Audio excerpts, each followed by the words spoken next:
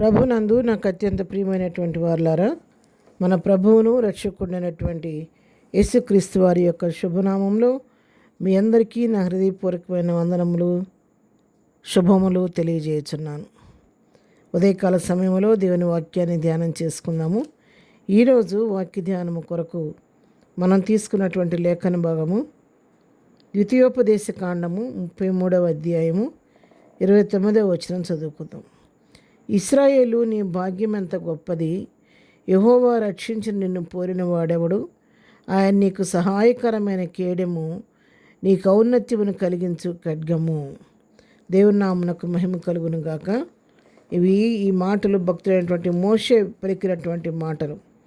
దైవజనుడు మోషే మృతులందక మునుపు అతడు ఇశ్రాయేలులందరినీ పిలిపించి ఇశ్రాయేలులందరినీ దీవించాడు. 12 గోత్రికులను ఒక్కొక్కరు గోత్రాల ప్రకారం పిలిచి వాళ్ళందరినీ వాళ్ళ జీవితాల్లో ఏం జరగబోతుందో, ఎలా ఉండాలో వాళ్ళందరికీ నువ్వు ఈ విధంగా ఉంటావని వాళ్ళకి ఒక్కొక్కరు తెలియచెప్పి వాళ్ళ భవిష్యత్తు గురించి వివరించి ఆశీర్వదించినట్టుగా మనం చూస్తున్నాం.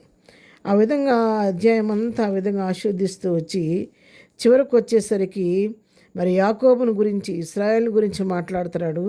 8 చదివితే, ఇశ్రాయేల్ నిర్భయంగా నివసించును, యాకోబు ఓట ప్రత్యేకింపబడును, అతడు ధాన్య ద్రాక్షరసము గల దేశంలో నుండును, అతనిపై ఆకాశం మంచును కురిపించును అని ఇశ్రాయేల్ గురించి ఈ విధంగా ఆశీర్వదించి చెప్పిన తర్వాత ఈ మాట పలుకుతున్నాడు. ఇశ్రాయేలు, నిజంగా నీ భాగ్యం ఎంత గొప్పదయ్యా! యెహోవా రక్షించిన నీలాంటి నిన్ను పోలినవాడు మరొకడు లేడు. ఎందుకంటే యెహోవా నిన్ను రక్షించాడు, విమోచించాడు కాబట్టి, ఆయన ఆశ్రయంలో ఉన్నావు కాబట్టి నీ అంత దళిత కలిగిన వ్యక్తి మరొకరు లేరు అని తెలియజేస్తున్నాడు.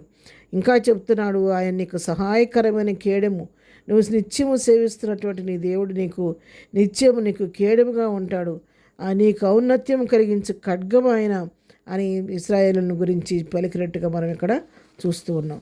అవును ప్రియులారా, ఉదయకాల సమయంలో వాక్యం వింటున్నటువంటి నీతో నాతో కూడా ప్రభు మాట్లాడుతున్న మాట ఏంటంటే, ఎవరైతే దేవుని పైన ఆనుకొని దేవుని వెంబడిస్తూ ఉంటామో, మనము ఆయన పైన ఆనుకున్న వారందరికీ, ఆయన వైపు సహాయం కొరకు ఎదురు చూసే వారందరికీ ఆయన కేడెముగానే ఉంటాడు. ఆయన మన పక్షంగా ఔన్నత్యమైన ఖడ్గంగా ఉండి, మనం మౌనంగా ఉంటే మన పక్షంగా యుద్ధం చేసి మనకు జయం అనుగ్రహించే దేవుడై ఉన్నట్లు.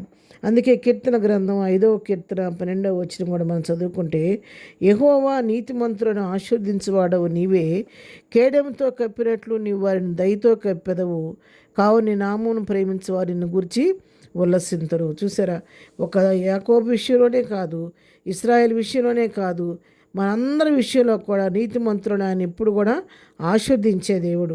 కేడెంతో కప్పినట్లుగా మరి ప్రతి వారిని దయతో కప్పుతాడనమాట. కోడి తన పిల్లలను తన రెక్కలతో కప్పినట్టుగా ఆయన తన కేడెం అంటే దాని షీల్డ్, ఇంగ్లీష్లో షీల్డ్ అంటారు. ఆ విధంగా ఆయన మనల్ని కప్పుతాడంట. ఆయన రెక్కల నీడలో కేడెంతో కప్పి ఏ కీడు అపాయం రాకుండా నిన్ను నన్ను ఆయన కాపాడే దేవుడు. కాబట్టి ఆయన నామాన్ని ప్రేమించే వారందరూ ఆయన్ని బట్టి నిత్యం ఉల్లసిస్తూ ఉంటారని దేవుని వాక్యము సెలవిస్తూ ఉంది. మరి ఆయన ఎంత గొప్ప దేవుడు అంటే, ఎన్నడూ కూడా మనం విడిచిపెట్టే దేవుడు కాదు. 7వ అధ్యాయంలో కూడా మన కీర్తన గ్రంథం 7వ అధ్యాయంలో కూడా మనం చూసినట్లయితే 10వ వచనంలో, యథార్థ హృదయాన్ని రక్షించు దేవుడే నా కేడెమును మోయివాడై ఉన్నాడు. యథార్థ హృదయాన్ని రక్షించే దేవుడు నా కేడెమును మోస్తూ నాతో ఉండి నాకు అవసరమైనప్పుడు ఆ కేడెముతో నన్ను కప్పి ప్రతి పరిస్థితి నుంచి నన్ను కాపాడుతున్నాడు, సంరక్షిస్తున్నాడని ఇక్కడ కీర్తనకారుడు తెలియజేస్తున్నాడు. కాబట్టి ఉదయకాలం ప్రభు నీతో నాకు ఇస్తున్న అభయం ఏంటంటే, ఏ పరిస్థితికి కురిగిపోవద్దు, భయపడొద్దు.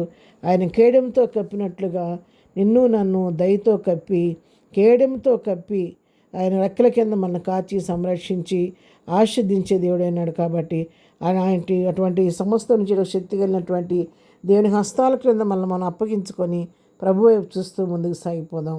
ప్రార్థన. ప్రేమ కలిగిన తండ్రి, పరిశుద్ధురాని కొందనాలు. ఉదయకాలం మాకు ఇచ్చిన శ్రేష్టమైనటువంటి వాగ్దానంతో కూడా వాక్య భాగాన్ని బట్టి మీకు వందనాలు. ప్రభువా, నిజంగానే నమ్మిన బిడ్డలు నన్నడు విడిచిపెట్టే దేవుడు కాదయ్యా. కేడముతో కప్పి మమ్మల్ని సంరక్షించే దేవుడు, ఔన్నత్యమైన ఖడ్గంతో మాతో కూడా మమ్మల్ని నడిపించే దేవుడు అయ్యా, నీకు వందనాలు. ఉదయకాల వాక్యం బిడ్డలందరినీ పేరు పేరు దీవించి ఆస్వాదించండి. వినలేని వారికి వినే మనసు కలుగు చేయండి. నీకు అనేకులు విని ఆత్మీయంగా బలపడటానికి కడవరి దినాల్లో నీ వైపు తిరగడానికి సహాయం చేయండి అయ్యా. నీ స్తోత్రాలు ఆయన.